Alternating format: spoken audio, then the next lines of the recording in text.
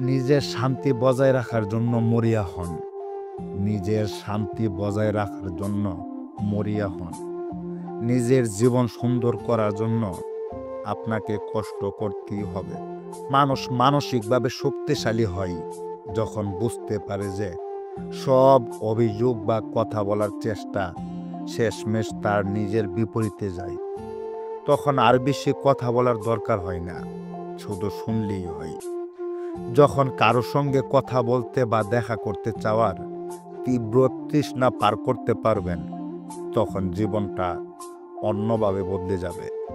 আর তখন সেই অপ্রয়োজনীয় কথা বলার ইচ্ছাও গলা চেপে ধরবে না। যে ইচ্ছায় একসঙ্গে পথ চলার, সেটার দায় একার নয়। এটা বুঝতে পারলেই মনের অস্থিরতা অনেকটা কমে যাবে।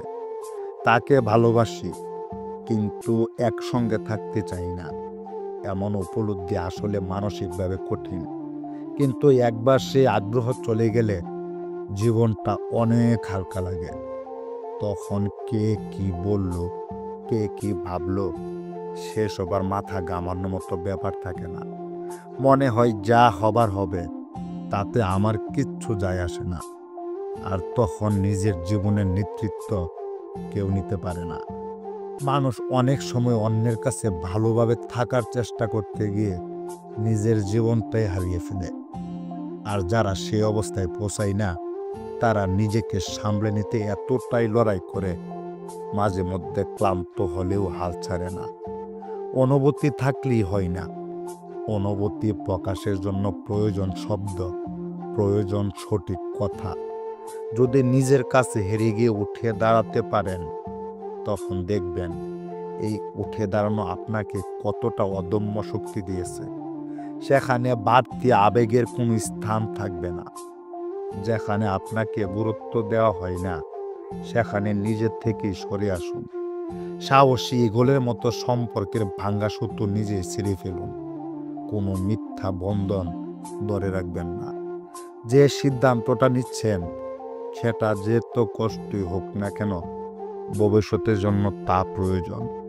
জীবনের শেষ বেলায় এসে মনে হবে, জীবনের শেষ বেলায় এসে মনে হবে এক হাত জমির জন্য প্রতিবেশীর সঙ্গে ঝগড়া ছিল ভুল।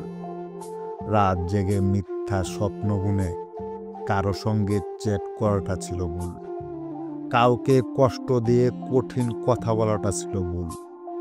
দুর্বল কাউকে ভয় দেখিয়ে নিজের ক্ষমতা দেখানো ছিল ভুল।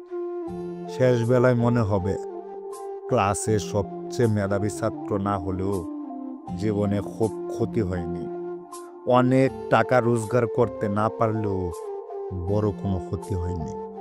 জীবনের শেষ সময়ে এসে কষ্ট ছাড়া একটু স্বাভাবিক মৃত্যুই হবে শেষ চাওয়া।